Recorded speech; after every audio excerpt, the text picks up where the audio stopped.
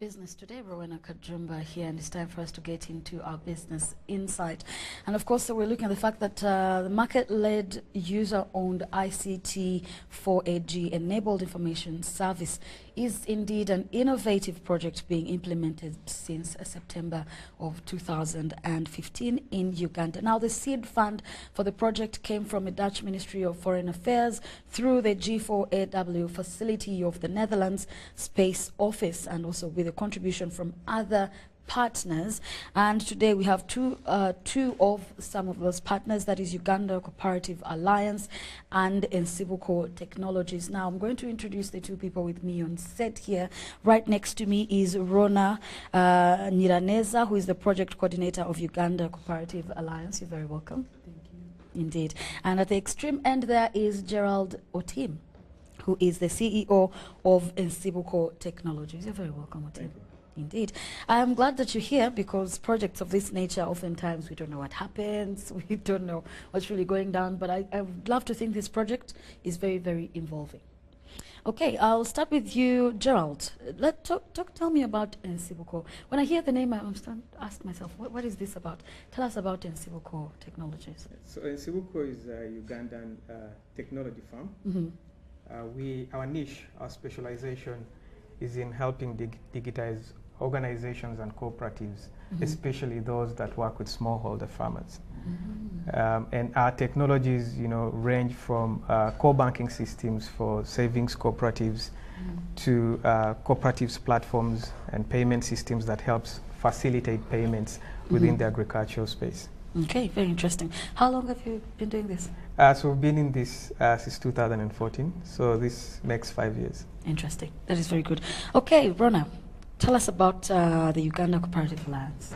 Okay, so Uganda Cooperative Alliance is an umbrella apex body of all cooperatives in Uganda from 1961. And our core role, as you see here, is to lobby and advocate for all types of cooperatives in Uganda, provide capacity building, institutional development, and arbitrate any disputes that may emerge around cooperative development. Yeah. Okay, now let us look at the market-led user-owned, IC4AG enabled information service. Because I'm seeing technology here, I'm seeing cooperatives. I'll ask you first, actually, Rona, how do you come in here? What role are you playing? Yeah, the MUIIS project basically is about providing digital services to farmers. In other words, providing e-extension, trying to close the gap of information to farmers. So when this project was designed, it was designed in a way that it is working through a consortium of many partners. And through Ensibuko and us, we provide the cooperative platform of reaching the farmer, whereas Ensibuko Technologies provides the ICT, the infrastructure, of which it uses the database that is provided by Uganda Cooperative Alliance to actually pass on the information to farmers. Okay, yeah. And this is going on well so far? Yes, I would say yes. Yeah. I think it's for us, it's been a very interesting project because it offers the opportunity to leverage on technology to improve access to essential services for smallholder farmers. And I think in this particular case, there have been two critical services, and that's insurance services as well as SMS farmer advisory services. Oh, wow, interesting. So let's get deeper into this particular project. It's 2015? Yes. Yes, and it's a couple of years now, yes. 2019. I'm assuming, or you were telling me you're going to close. But what are some of those things that you have identified as key before we get into challenges, before we get into successes? What are those key things that you've identified and said, well, these are the things that are going to close some of the gaps? I go first? Yeah, sure. Yeah. Currently, we've been having a problem of extension. Extension from government to farmers is a challenge. And the ratio of extension to a number of farmers is really high. So now when you look at this kind of technology, it closes that gap. in that when we have these farmers registered or profiled into our database, it becomes easy to deliver the services to the farmers. That is one of the greatest things that this project is trying to close. And through NCBUCO, because they have that technology together with other partners, this is very easy because we've tried it out for the couple of years back and so many seasons back, and we've tested a model. It really proves it can work. Yeah, I think for us, you know, like I said, technology offers an opportunity to deliver some of these services with more efficiency. And what really stands out from this project, I think it's also something that I believe has contributed to its success, is the fact that it's leveraging on, you know, some of the latest technology trends. So for example, mobile money. You know, farmers actually do pay for the service, and the payment platform is, you know, completely enabled using mobile money services, and that makes it easier for farmers to actually access the service. But also, I think the most important thing about the project is that it's designed on, you know, satellite data. So all the services that we did describe earlier are all enabled through satellite data. So for example, the insurance service that we're talking about is weather index insurance. Right? So there's, you know, we don't have to send, you know, we partner with the Agriculture Insurance Consortium and work with a group of other insurance companies to enable the service. But, you know, this service makes it really easier for them to, you know, provide the service, because there's no need for, you know, an insurer in person to go and assess the farm. We monitor the farms in real time using satellite data.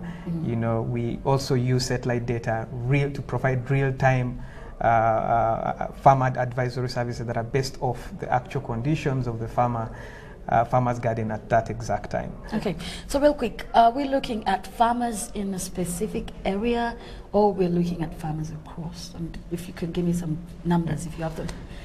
So the project works with, it's a nationwide project. Oh, so we are currently in about 111 districts. Ooh. And we profile about 259,000 farmers, almost 260,000 farmers, and working with 50 cooperatives. So, you know, that's the, you know, the extent of traction that the project has gained so far. Interesting, very huge project. So I know you've dealt directly with some of the farmers, you've been on the ground. This is something that you're really pushing for. Let's look at some of the challenges. With you, Rona, let's look more into what you've identified as a challenge when it comes back down to the farmers with this particular project.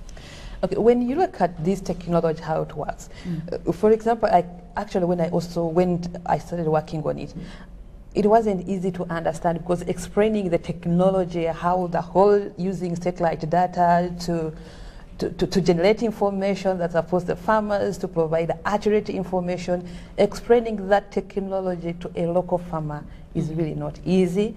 And also looking at the project being digital, it's not easy for example, for a farmer to understand how she or he is profiled. And at the end of the day, the GPS coordinates which we pick from his or her farm translates into actual information that they receive on their farm. It's very, very challenging, that one. And also, we also realized that in some areas, actually, the network coverage is a problem. Like some of our farmers couldn't benefit from the project because our services are basically provided based on the GPS coordinates, but when you look at some of the villages and the districts, network coverage is a problem, both MTN and Airtel. Yeah. Interesting. Gerald? Yeah, I think there's a lot of challenges that come with technology. I think the first is appreciation of technology. Technology is new, and technology, you know, challenges people to undo or you know, forget the old way of doing things. So like she explained, you know, the traditional way of providing extension services or farm advice have been through extension officers. And, you know, there's always, you know, the temptation for technology to try to replace that process. But I think what we have learned is that it helps when technology actually complements the process. How does technology accelerate the already existing structures and processes? And, you know, there's been difficulties with the farmers understanding, you know, how the technology works. And we've invested quite heavily on training. Our approach to training, though, has been through what you call training of trainers, kinds of methodologies where we train the cooperatives and their staff, and then we rely on them to, you know, transfer the knowledge. But has that paid off, though? Yeah, I think significantly, yes. It helps, not just does it make it easier and cost effective to provide the service, but also, you know, increases the level of buy-in, because, you know, the cooperative tends to own the service and, you know, shares this with their farmers as their own service. But the other, which is very interesting for us, has been that this is a paid service. So it's not a free service. And you know, culturing farmers towards paying for services itself hasn't been easy, considering that, you know, a lot of farmers in this country have been used to, you know, handouts. So, you know, we've invested, I think part of the training is really also to work on the mindsets of the farmers to appreciate the value that this service provides to them, to the extent that they will be, you know, interested and willing to pay for it. And, you know, for us, you know, that in itself has been quite successful and interesting. For me personally, it's exciting to see that farmers can actually pay for a service, and not just for one season, that you can have repeated subscriptions every season. Yeah, we have over 2,000 farmers who have benefited from this project. And have been actually paying. Yeah, and we have actually done the compensation, those who have been affected by drought. I hope it's not too much, though. No, it depends. Each farmer is, of course, like what Jared just mentioned, it's not a free service, because we are also trying to look at the business ventures into the project, how to look at how to make revenues out of it. So each farmer who is to benefit from this project actually have to pay some small fees, and basically for insurance, that's like an insurance cover, and also like to provide any other service like agronomic messages, with market information. So in order for a farmer to actually benefit from this project, they actually have to subscribe. Okay. Yeah. Now, away from the challenges, give me some of your success stories where we say, well, we've seen a change, you know, immense change from the time that we started out, and you know, the stories I want to hear, because people out there also would want to know, really. Yeah. I think from us, you know, as a technology company, for us, the biggest success is really seeing a farmer utilize technology to better themselves. You know, I've had the privilege of, you know, visiting some of the farmers and, you know, visiting some of the cooperatives and listening to their stories, their success stories, and actually, you know, for me, it's interesting how, you know, the testimonies that we hear from farmers, how, you know, those weekly updates that they get on SMS on their phones actually, you know, improves the kinds of practices that, you know, the farm practices that they do and how they manage their farms. But also, I think the most exciting bit, there have been two exciting bits of this service.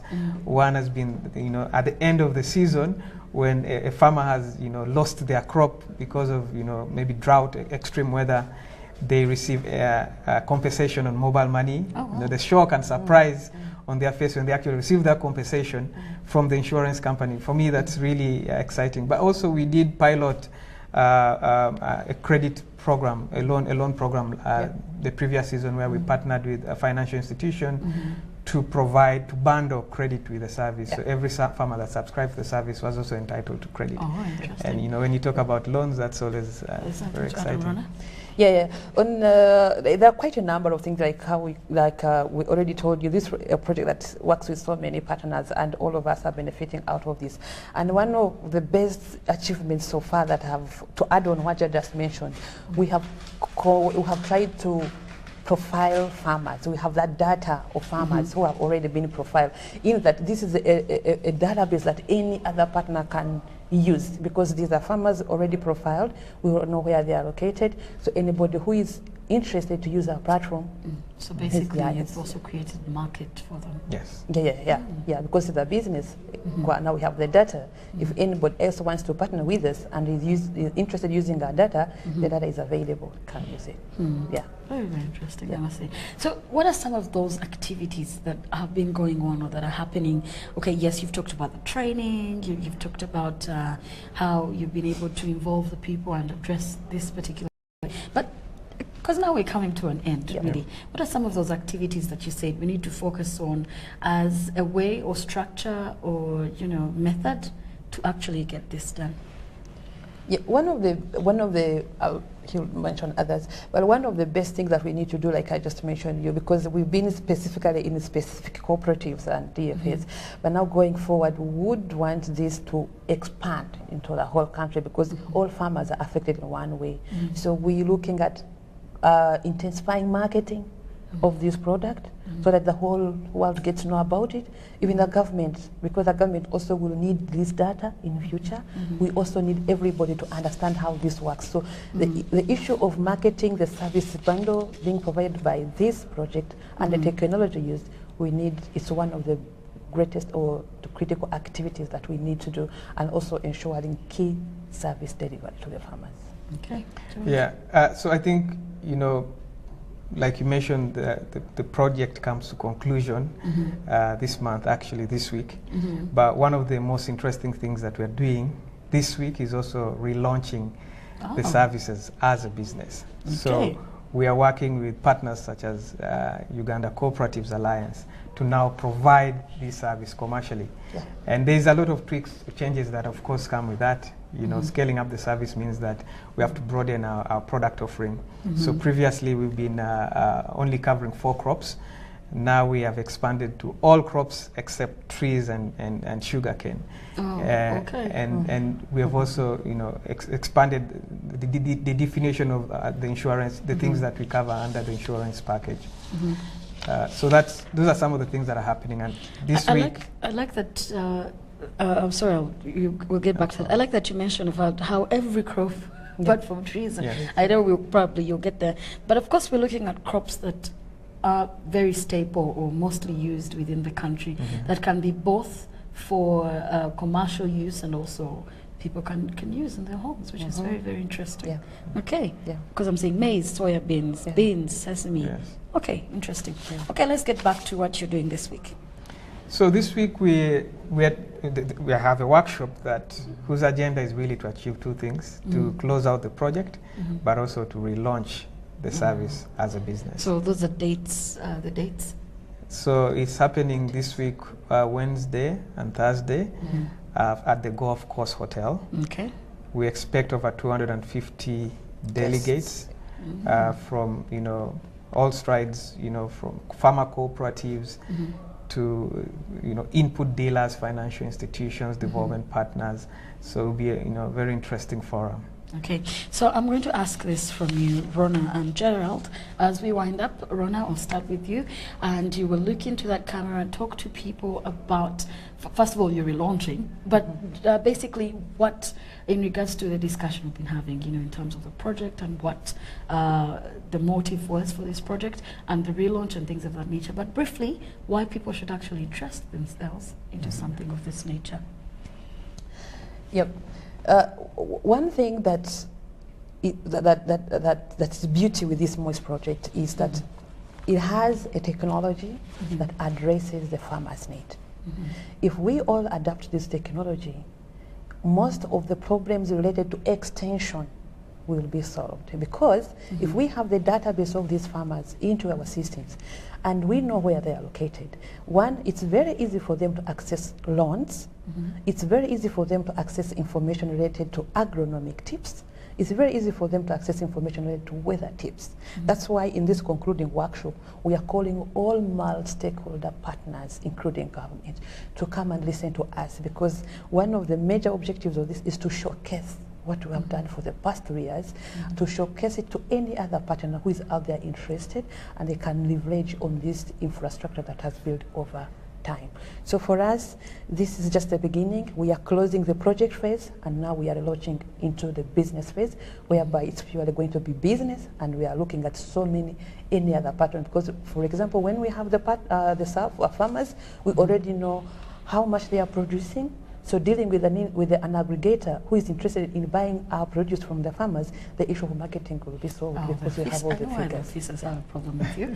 Finally, Gerald. Yeah, so if you're a farmer that, as you know, there's been lots of changes in weather lately, and weather is becoming generally unpredictable. And if you're a farmer that is interested in securing yourself or gaining some kind of guarantee, we advise you to subscribe to the service. The subscription will open later today, and the process is really easy. You just dial star 284 star 10 hash. You choose crop guarantee on the menu, and then you complete the transaction using mobile money.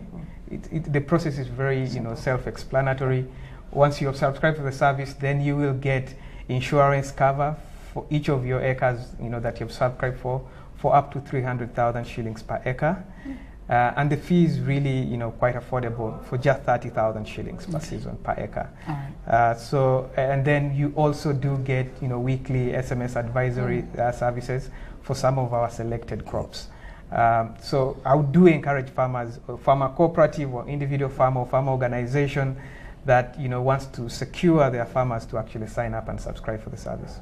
Okay, interesting. You wanted to add something? Okay. What we'll be looking at here is the market-led, user-owned ICT for AG-enabled information service, of course, which is an innovation project that is, has been implemented, or rather has been going since 2015. And we're looking at technology and agriculture and how to bring the market closer, and so many things that are going on. Well, my time has run out, but with me in studios here, we've been talking, the people that have been talking to us here is Rona Nyiraneza, who is the project coordinator, Uganda Cooperative Alliance, and of course Gerald Otim, who is the CEO of Ensibuko Technologies, and they've been talking about this particular project. Well, I do appreciate you. Thank you so much, Rona. Thank you so much, Gerald. And my time has run out. Rona Kajumba for Business Today. A very good morning from me and the entire team.